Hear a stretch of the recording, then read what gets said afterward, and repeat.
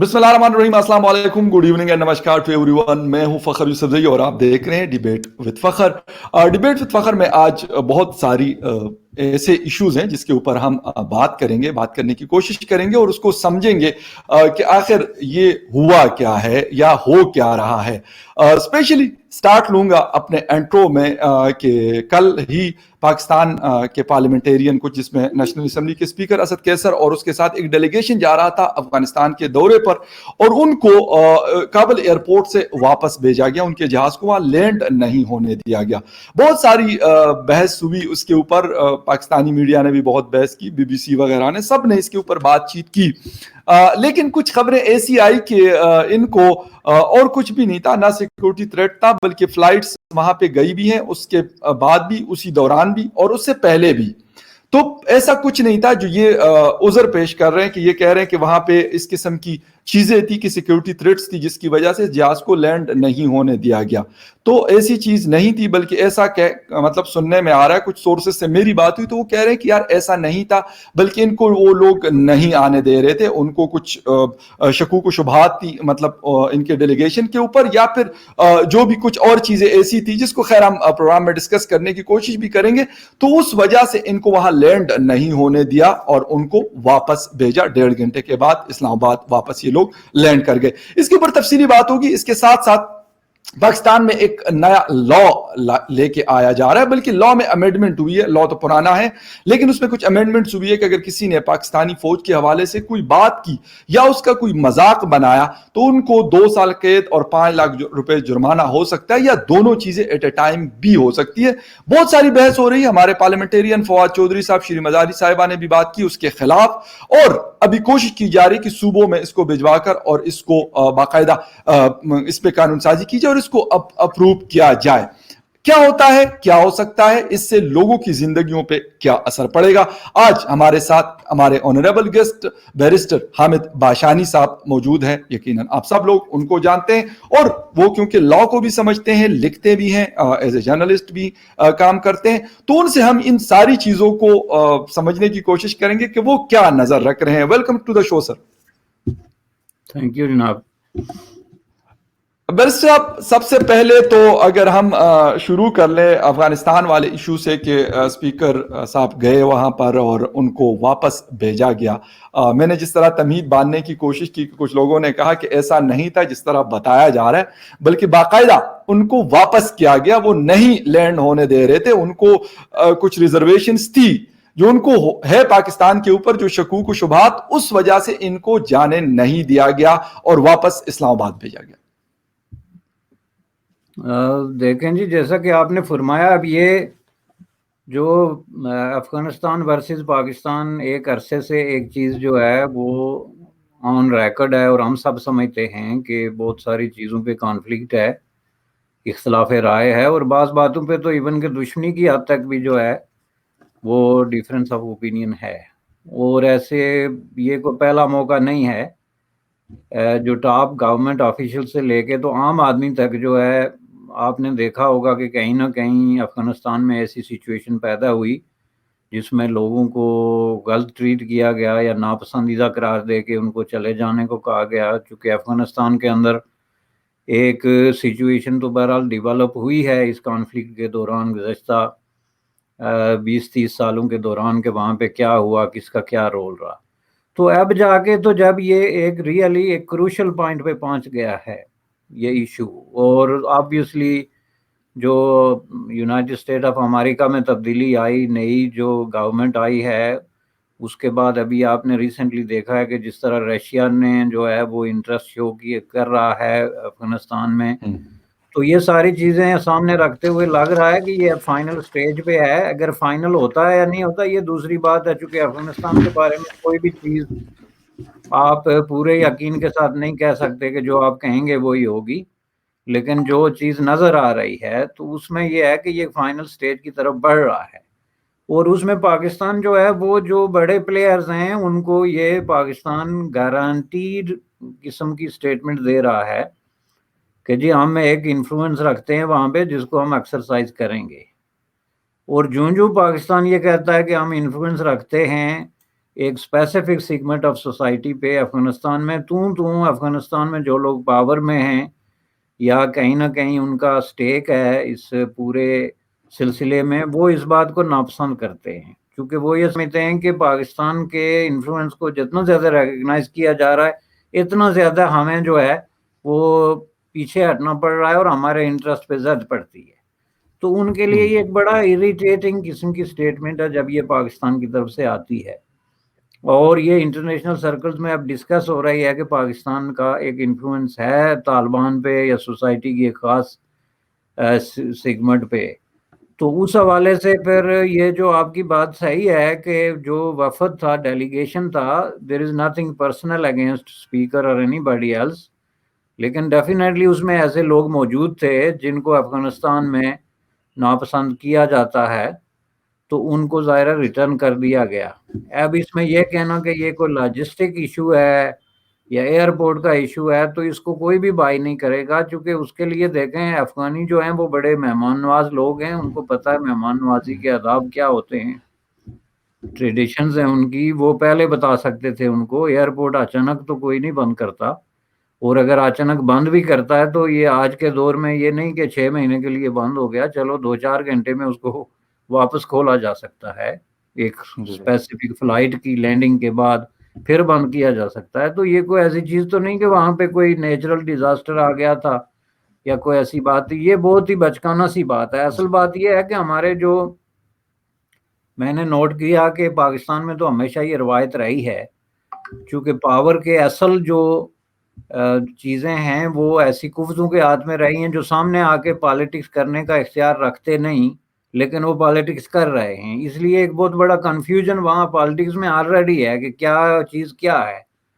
ایک سیکریسی کا تصور جو باقی ملکوں میں نہیں ہے پالیٹکس کے اندر، وہاں پہ بہت زیادہ ہے. اس کی وجہ یہ ہے کہ پالیٹکس میں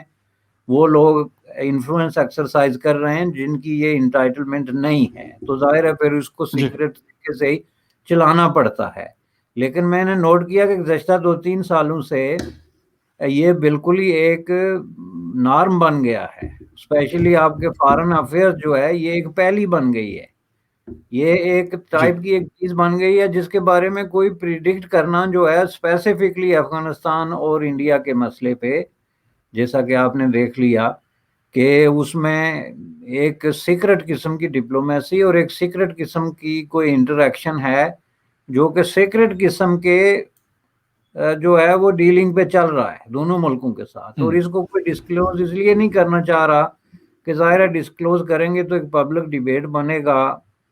تو پبلک جو ہے وہ ویسے ڈائریکٹلی بھی اور انڈائریکٹلی اپنے نمائندوں کے ذریعے، جس کو ہم پارلیمنٹ کہتے ہیں، ممکن ہے اس میں کوئی نہ کوئی انٹرفیئرنس کریں جو کہ وہ چاہتے نہیں. تو اس طریقے سے یہ بات آپ کی 100% درست ہے کہ یہ بات ماننا اپنے آپ کو بیوقوف بنانے والی بات ہے کہ اس میں کوئی اس طرح کی ٹیکنیکل یا لاجسٹک ریزن تھی. اس کی ریزن جو ہے وہ ڈیفینیٹلی پولیٹیکل ہے، اور جب یہ پولیٹیکل ہے تو ڈیفینیٹلی جہاز میں ایسے کچھ لوگ شامل کیے گئے تھے جو افغانیوں کے لیے جو ہے وہ قابل قبول نہیں ہے. تو اس سے زیادہ اس پہ آدمی ہو کیا کہے. ہسٹری دیکھ لیں افغانستان کی، گزشتہ 20 سالوں میں کتنا اتار چڑھاؤ ہوا ہے with reference to acceptance of Pakistani nationals یا ان کی ریجیکشن کے ایشوز. لوگوں پہ حملے بھی ہوئے، طرح طرح کی چیزیں جو ہیں اس حوالے سے کہ جی یہ پاکستانی ہے یا یہ اس طرح ہے. تو اس میں کوئی ڈھکی چھپی بات نہیں. اور اس کریٹیکل سٹیج پہ تھوڑا سا میں سمجھتا ہوں کہ پاکستان کے جو پالیسی میکرز ہیں ان کو بھی اپنا تھوڑا دیکھنا چاہیے، جس کو کہتے ہیں نا کہ ہم جو ہے اگر آپ انفلوئنس رکھتے بھی ہیں تو ضروری نہیں کہ آپ اس کا ڈنڈورا پیٹ کے تو بارگیننگ کریں.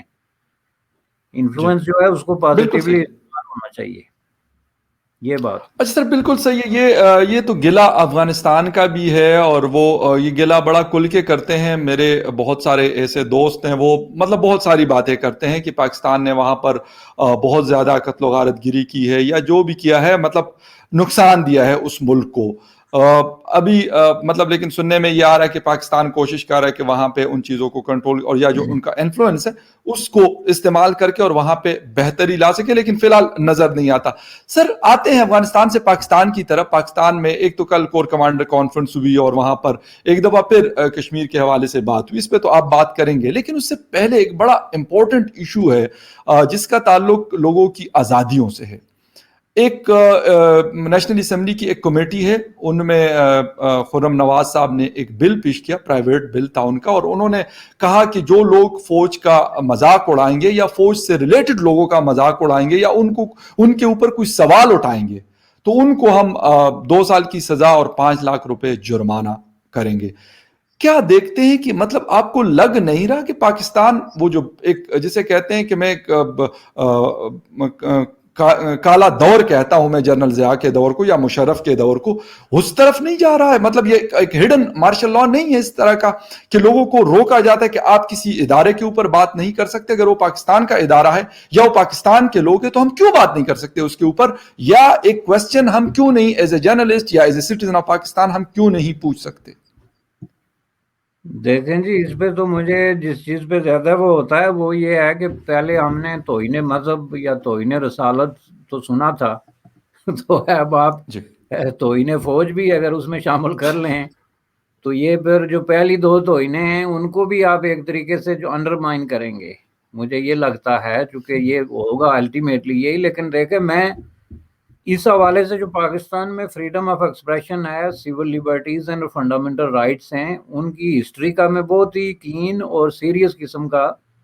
طالب علم ہوں، اور میں اس کو بار بار کنسلٹ کرتا ہوں ریپیٹڈلی، اور اپنی یادداشت کو ریفریش کرنے کے لیے اور اپنے آپ کو نئے جو اس طرح کی چیزیں آتی ہیں ان کو میں ایجوکیٹ کرنے کے لیے. تو دیکھیں اس میں بڑا کلیئر ہے، آپ رائٹ فرام 1947 سے دیکھیں تو پاکستان میں میرے نزدیک ہر آدمی کا اپنا ایک پوائنٹ آف ویو ہوتا ہے، مسائل کی جو جڑ ہے وہ فریڈم آف ایکسپریشن پہ پابندیاں لگانے سے شروع ہوئی. اور اس پہ بارہ میں ہزار کر چکا ہوں کہ اس میں خود قائد اعظم محمد علی جناح بھی ایکسیپشن نہیں تھے، یعنی ان کی جو سپیچ تھی اس کو بھی انہوں نے سینسر کیا تھا اسی بنیاد پہ کہ جی یہ پاکستان کے مفادات کے خلاف ہے. یعنی جہاں آپ پاکستان کے فاؤنڈر کو جو ہے ناک آؤٹ کر دیں کہ اس کی بات جو ہے وہ پاکستان کے مفاد کے خلاف ہے، تو اس کا مطلب یہ ہے کہ آپ کو ایسی مخلوق ہیں جو اوپر سے اتری ہیں اور جو کسی ایسی انویزیبل قسم کی اتھارٹی کے ساتھ اور ایسی وزڈم کے ساتھ جو کسی زندے آدمی میں نہیں ہو سکتی، تو اچانک راتوں رات آپ کو احساس ہوا کہ جس کو آپ بابا قام قائد اعظم محمد علی جناح کہتے ہیں، وہ جو ہے اس کی ایک سٹیٹمنٹ جو ہے وہ پاکستان کے مفادات کے خلاف ہے. اس کے لیے جو انہوں نے لفظ استعمال کیے، انہوں نے کہا کہ یہ 2 قومی نظریے کو انڈرمائن کرتی ہے اور پاکستان میں نظریاتی کنفیوژن پھیلانے کا باعث بن سکتی ہے، لہذا اس کو نہ چھاپا جائے. اور انکلوڈنگ ڈان جو قائد اعظم محمد علی جناح کا اپنا نیوز پیپر تھا، اس میں ایک بڑی مشہور کتاب ہے پریس ان چین، جس میں یہ ساری ڈیٹیل جو ہے لکھی ہے. جو مصنف ہیں وہ خود بھی صحافی تھے، تو انہوں نے سارے واقعات کو پورے ریفرنس کے ساتھ کہ کس طرح 1947 سے لے کے تو فریڈم آف ایکسپریشن کو، اور فریڈم آف ایکسپریشن کو آپ کیوں قابو کرنا چاہتے ہوتے ہیں کسی ملک میں، یہ کوئی بڑا فلسفہ نہیں ہے یا کہ ہم واپس جائیں اور یونانی فلسفے سے لے کے پڑھنا شروع ہوں اور آ کے اس کو سمجھیں.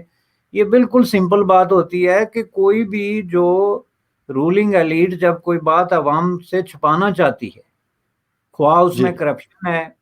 یا جو آپ کا جو رولنگ ایلیٹ کا جو سٹائل آف پالیٹکس ہے یا سٹائل آف حکمرانی ہے، اس کے اندر جو ہے وہ کوئی ایسی چیز ہے جس سے وہ خوفزدہ ہیں کہ لوگوں کو پتہ چل جائے، یعنی ایسا کام کرتے ہیں جو کانسٹیٹیوشنلی اور لیگلی ان کو نہیں کرنا چاہیے، تو وہ سب سے پہلے حملہ کرنا پڑتا ہے فریڈم آف ایکسپریشن پہ. اور یہی وجہ ہے کہ یہ ہمارے پرائم منسٹر صاحب جو پیٹتے ہیں نا جی، کرپشن پاکستان کا نمبر 1 مسئلہ ہے، لیکن اس کے ساتھ یہ بات ان کی سمجھ میں نہیں آتی کہ دنیا بھر میں جہاں کہیں بھی کرپشن ہے اس کا تعلق جو ہے وہ فریڈم آف ایکسپریشن سے ہے. جن ملکوں میں کرپشن ختم ہوئی اس کی واحد وجہ یہ تھی کہ وہاں پہ میڈیا آزاد ہوا. تو آپ جیسے جرنلسٹ صحافی جو ہیں وہ گئے، انہوں نے انویسٹیگیٹ کیا، سٹوریاں لائی، اسکینڈل فائل کیے، تو اس کے نتیجے میں ظاہر ہے کرپشن رکی. آپ ایک طرف میڈیا کا گلا گھونٹیں اور دوسری طرف یہ توقع رکھیں کہ ہم کرپشن روک دیں گے تو یہ وشفل تھنکنگ ہے. جیسے عمران صاحب نے کی, اور آپ دیکھیں 2.5 years کا ان کا جو عرصہ ہے, اس کے بعد جو رپورٹیں بتا رہی ہیں, انڈیکیٹرز اور اشاریے, کہ کرپشن رکی نہیں بلکہ بڑھی ہے. حالانکہ ان کا یس عجیب منطق یہ تھا کہ اوپر بندہ ٹھیک ہو تو نیچے خود جو ہے وہ سیفیں سیدھی ہو جاتی ہیں. تو یہ بالکل سارا جو ہے اب اس وقت جو فریڈم آف ایکسپریشن پہ یہ جو نئی چیز آئی ہے, یہ آپ چلے جائیں جا کے, میں چونکہ وہ ہمارا ٹاپک نہیں, لیکن کسی وقت ہمیں اس پہ ضرور بات کرنی چاہیے کہ دیکھیں جو جی شروع دن سے لے کر جو پریزیڈنٹ ایوب خان کے زمانے سے سب سے پہلا ہتھیار جو استعمال کیا گیا وہ یہی تھا کہ آپ مختلف قوانین بنا کے تو اس میں لوگوں کو اپنی بات کرنے سے روکیں, اور ایسا قانون جب یس موجود ہوگا تو آپ پریس کو بھی ایڈوائز کر دیں گے کہ بھائی چونکہ یہ قانون ہے اس لیے آپ اس کو چھاپ نہیں سکتے. ایک آدمی جس نے کہیں فریڈم آف ایکسپریشن کا اظہار کیا ہے اس کو آپ ناجائز طریقے سے اریسٹ کرتے ہیں, انفیئر ٹرائل میں لے کے جاتے ہیں, اس کو ڈیفنس کا موقع دیے بغیر بھی سزا دے دیتے ہیں, جیسا کہ ہوتا رہا. مطلب جیسے ایوب خان کی بالکل ہسٹری آپ دیکھیں, 10 سالوں میں انہوں نے سیاستدانوں کو کس طریقے سے وکٹمائز کر کے دیوار سے لگایا. تو اس کے پیچھے یہی اس طرح کے کالے قانون تھے جو بعد میں ہسٹری نے ان کو ڈکلیئر کیا کہ یہ کالے قانون ہیں. تو یہ جو قانون یس اب بنا, اور اس کے آگے سٹیپ بائی سٹیپ آپ دیکھیں, دہشت گردی کے خلاف جو قانون بنا تھا, یعنی دہشت گردی کے نام پہ اس میں پالیٹیشنز اور ہیومن رائٹس ایکٹیوسٹ کا یہ کلیئر قسم کا یس اندیشہ تھا کہ یہ جو ہے یہ سول لبرٹیز اور عام لوگوں کے خلاف استعمال ہوگا, جو کہ ہوا. آپ نے جو ہے وہ یس مذہب کے نام پہ قانون بنایا جس میں آپ مذہب کے تقدس کو پائمال ہونے سے بچانے کی آپ کو کر رہے تھے, وہ عام آدمی کے خلاف استعمال ہوا. جیسا کہ آپ نے دیکھا کہ سینکڑوں کی تعداد میں لوگ جیلوں میں گئے, بے گناہ ان جی کو سزائیں ہوئی, اور زندگی بھر ان کی جو ہے وہ قید کاٹتے رہے. یہ سارا پروسیس یس جو ہے یہ سٹیپ بائی سٹیپ آپ کو لے کے یہاں پہ آیا, جس میں ہم نے تجربے سے سیکھا کہ ایسا کوئی قانون خواب کی انٹینشن کتنی بھی بہتر کیوں نہ ہو, وہ پالیٹیشین اور ہیومن رائٹس ایکٹیوسٹ اور سول سوسائٹی کے خلاف یوز ہوتا ہے, اور مس یوز ہوتا ہے, ایگزیکٹلی یوز نہیں, مس یوز. یس سر اگر ہم بات کرتے ہیں بلاسفیمی لا 295C کی, تو اس کا کتنا مس یوز ہوا. اس کے ساتھ ساتھ آپ نے بات کی مختلف قسم کے لاز بنائے گئے لیکن اس کو مس یوز کیا گیا, اور میرے خیال میں یہ سب سے زیادہ ہوگا. اس کی وجہ یہ کہ سر آج کل لوگ زیادہ یہ سوالات کر رہے ہیں. کچھ دن پہلے ایک پارلیمنٹیرین ہے, ان کا میں نام نہیں لوں گا کیونکہ انہوں نے بیچارے نے مجھے کہا تھا کہ یار میرا نام نہیں کسی جگہ یوز کرنا. باقاعدہ انہوں نے مجھے بتایا آن دا ریکارڈ, مطلب میں یہ بات یہ پروو کر سکتا ہوں کہ انہوں نے کہا کہ FWO نے ہمیں کہا کہ سوات موٹر وے تو ہم نے بنا لی, لیکن سوات سے لے کے کالام تک اس کو ایکسٹینڈ کر رہے ہیں, وہ ٹیکا آپ نے ہمیں دینا ہے. کہتے ہیں ہم نے 3 دفعہ اس کا ٹینڈر اناؤنس کیا, تینوں دفعہ انہوں نے 3 کمپنیاں اس میں آئی اور ان کو باقاعدہ فون گئے کہ آپ لوگ اس میں حصہ نہیں لیں گے. یہ اس کے اوپر, لیکن اس کے اوپر بیرسٹر حامد باشانی صاحب آواز نہ اٹھائے, اس کے اوپر فخر یوسفزئی بات نہ کریں. اس کی وجہ یہ کہ کیونکہ یہ مطلب جسے کہتے ہیں مقدس گائے ہیں یہ. یا پھر اگر ہم پاپا جانس کی بات کرتے ہیں, یا پھر ہم جنرل افضل صاحب نے ابھی جب کرونا کے دوران کیا, $300 ملین سے زیادہ کا اس میں ہوا, کسی نے نہ نیب کو کوئی توفیق ہوئی اور نہ کسی ہمارے پولیٹیکل بندے کو بھی توفیق نہیں ہوئی کہ ایک لفظ اس کے اوپر بول سکے کہ یار یہ کیوں ہوا. ویسے تو ہم مطلب بڑا جسے کہتے ہیں کہ کپڑے اتار کے رکھ دیتے ہیں پولیٹیکل لوگوں کے کہ یار انہوں نے تو یہ کیا, انہوں نے تو ملک کو تباہ کر دیا, یہ کر دیا. لیکن سر یہ سوال نہیں اٹھایا جا سکتا. کہتے یہ سوال, اور اس میں کہوں گا صرف وہ لوگ نہیں ہیں جو پنڈی میں بیٹھے ہوئے ہیں, میرے خیال میں ہمارے جرنلسٹ یا ہمارے پولیٹیکل لوگ بھی سر اس میں برابر کے شریک ہیں کہ وہ کہتے ہیں یہ سوال نہیں ہو سکتا. اور جب تک ہم یہ سوال نہیں کریں گے, میں آپ سے 100% ایگری کرتا ہوں کہ ہم ترقی نہیں کر سکتے, ہم پیچھے کی طرف جا سکتے ہیں. یہ بالکل صحیح بات ہے جناب, اس میں ترقی کا تو سوال بہت ہی دور کی بات ہے. کوئی دنیا کی کام جو ہے وہ فریڈم آف ایکسپریشن کو اور میڈیا کو اور اس کا گلا گھونٹ کے تو ترقی کے بارے میں نہیں سوچ سکتی, کیونکہ اس سے پھر ایک خاص قسم کا کلچر ڈیولپ ہوتا ہے جو اینٹائی ڈیموکریٹک کلچر ہوتا ہے, اور اس سے پھر آپ کی ڈیموکریسی بھی جو ہے نا وہ کہتے ہیں کہ خاموشی کی نظر ہو کے قتل ہو جاتی ہے. تو ڈیموکریسی کے نام پہ ایک ایسا عجیب و غریب قسم کا سیٹ اپ وہاں پہ مسلط ہو جاتا ہے جس میں ووٹنگ تو ملک میں ہوتی رہتی ہے, لیکن جو اس کی دیگر لوازمات ہیں جس میں فیئرنیس ہے, ٹرانسپیرنسی ہے, جیسے کہ ابھی آپ نے اس ٹھیکے کی مثال دی اب آپ دیکھیں نا وہاں پہ اگر میڈیا آزاد ہو تو یہ وہاں کی سب سے بڑی نیوز ہے، اور وہاں انویسٹیگیشن ہو اس کی کہ کون لوگ ہیں، انہوں نے کیوں ایسے کیا، تو وہ بات باہر آ جائے اور پتہ چلے کہ اس طرح کی طاقت کا استعمال کر کے یا انفلوئنس کا استعمال کر کے تو جو کرپشن کی جاتی ہے اس کا کیا سکیل ہے اور اس کو کیسے روکا جا سکتا ہے۔ یہ آپ نے درست فرمایا، دیکھیں بلاسفیمی لا سے لے کے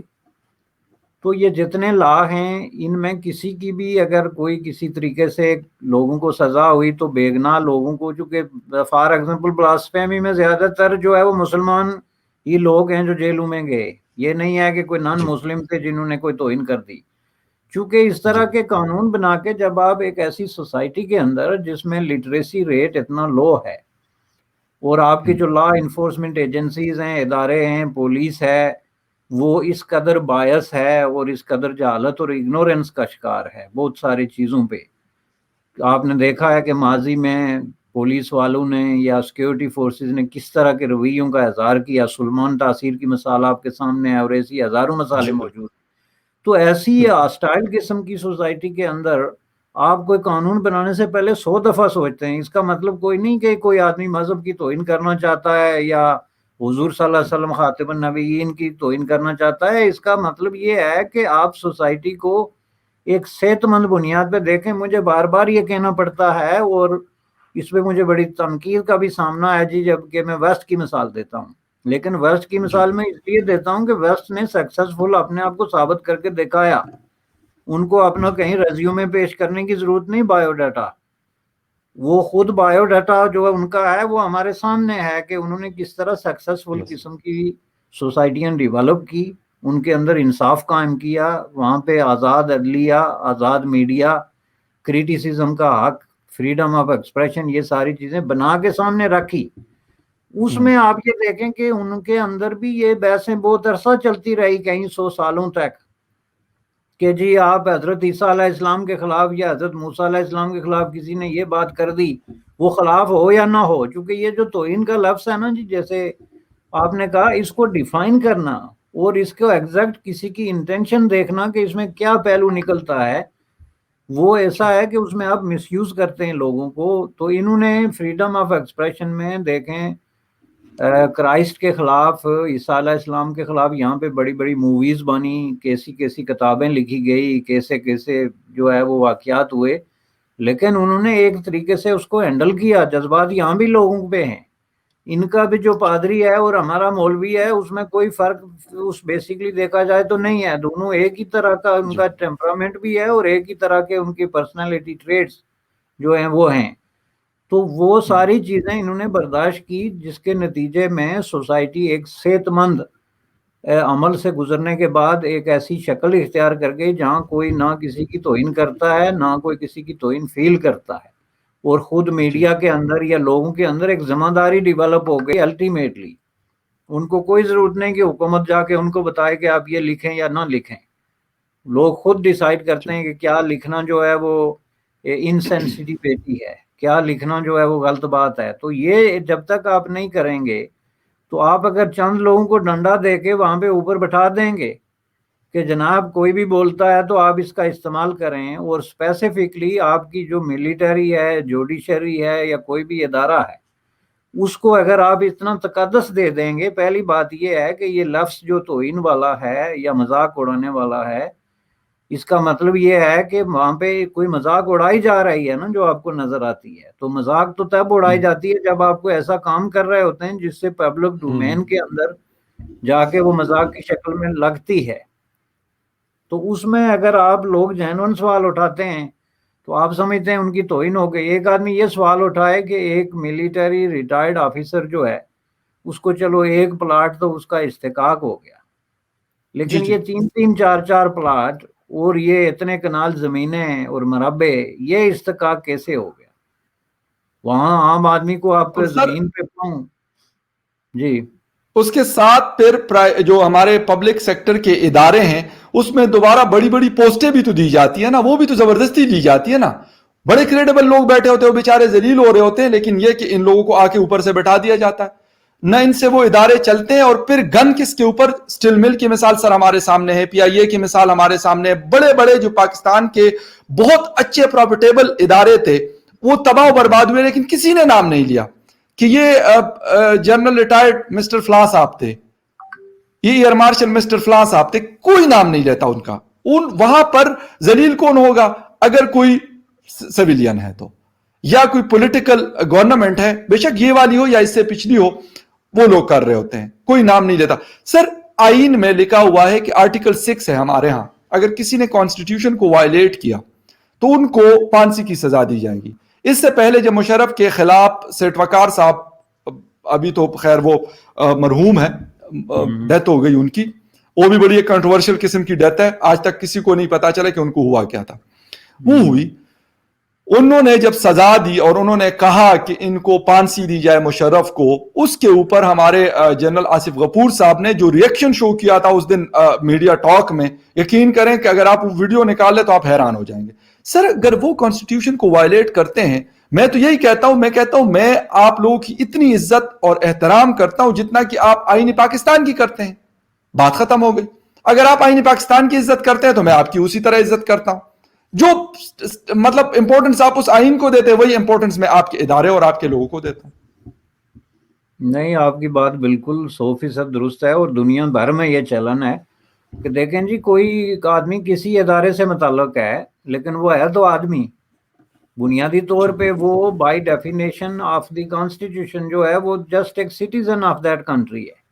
اس کے بعد اس کے مختلف رنگ روپ ہیں کہ کوئی صدر بن گیا, کوئی وزیر اعظم بن گیا, کوئی ملٹری باس بن گیا,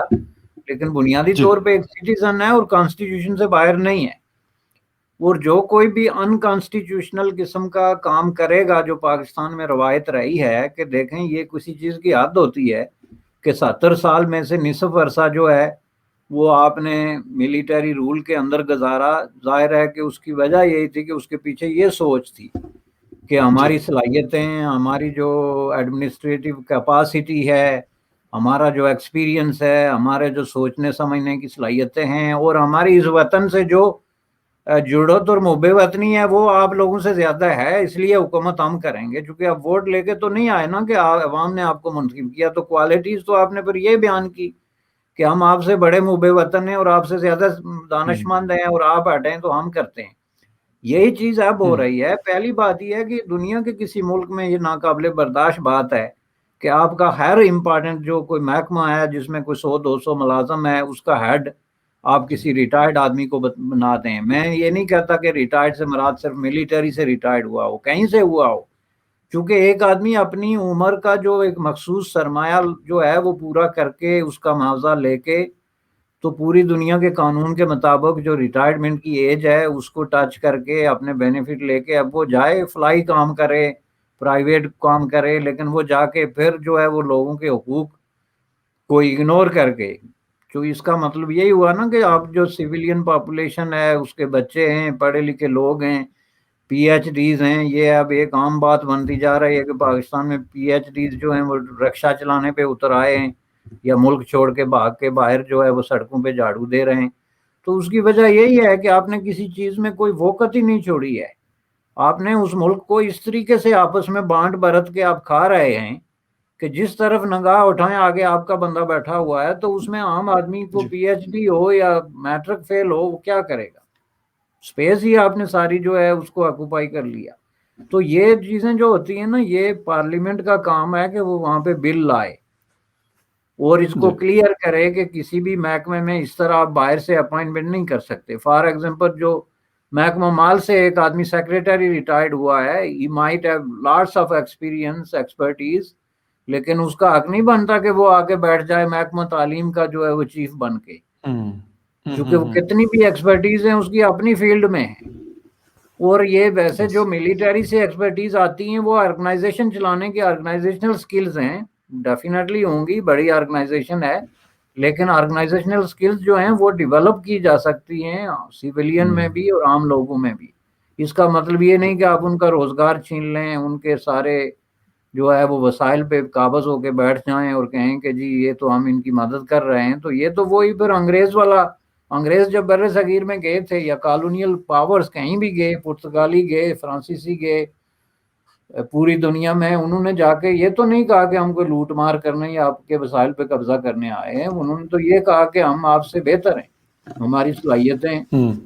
ہماری لینگویج، ہمارا کلچر، ہماری ایکسپرٹیز، اس لیے ہم آپ کی مدد کرنے آئے، دراصل ہم آپ کی ہیلپ کر رہے ہیں۔ یہی جو ہے سسٹم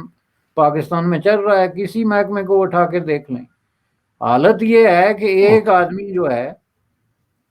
وہ فخر سے کہتا ہے کہ میں کوئی 17 دفعہ منسٹر بن چکا ہوں۔ اب یہ اس کے لیے فخر کی بات ہے، لیکن یہ پوری قوم کے منہ پہ تماچا ہے،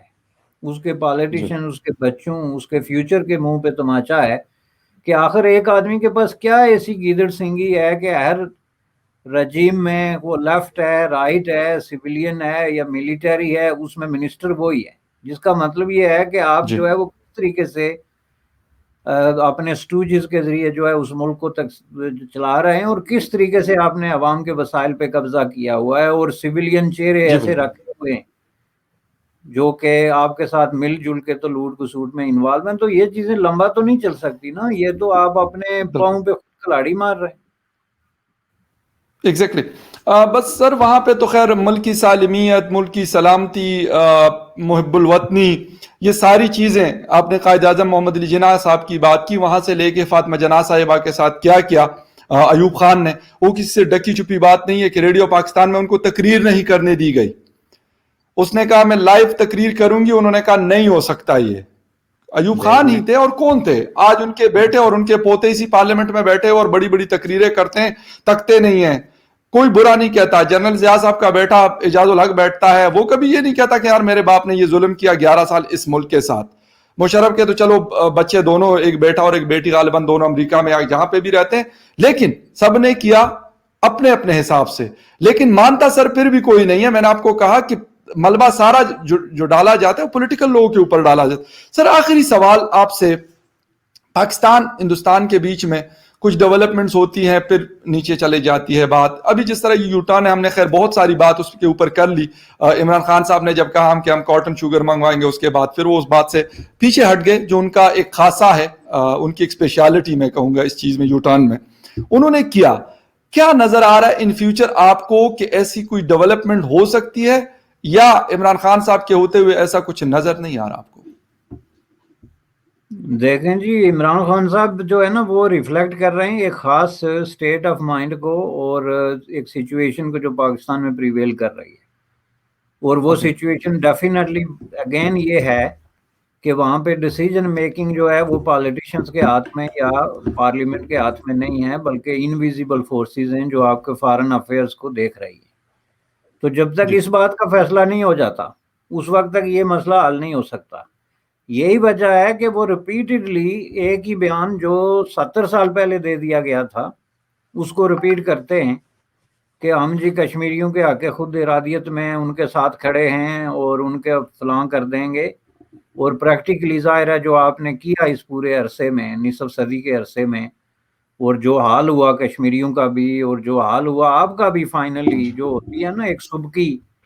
اور ہزیمت اور ایک طرح کی آپ کو جو ہے انسلٹنگ قسم کا اس میں سے گزرنا پڑا، اس کے باوجود آپ کی پالیسی میں کوئی تبدیلی نہیں آئی، جس کا مطلب یہ ہے کہ یہ پالیسی اب جو ہے